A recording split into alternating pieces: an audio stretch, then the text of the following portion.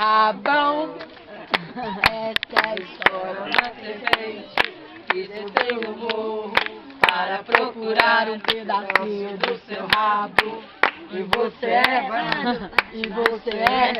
vem pedacinho do meu rabão. E meu rabinho vai ficar pequenininho. Aí, ó. Aê! Nossa senhora!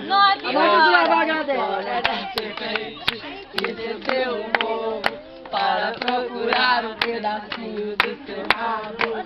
E você é... É por aqui, isso.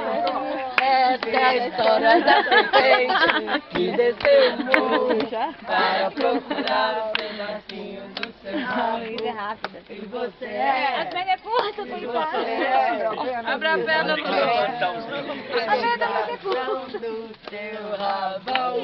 Essa é a história da serpente que desceu o morro para procurar um pedacinho do seu rabo. E você é... Abre o pernão! Você é um pedação do meu rabão. Não para da noite. Vem cá.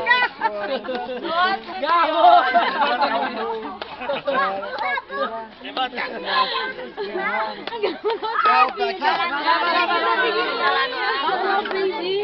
Você vai buscar? Quem você vai buscar? Cansou, gordo? O rabo quebrou. Esse rabo aqui saiu.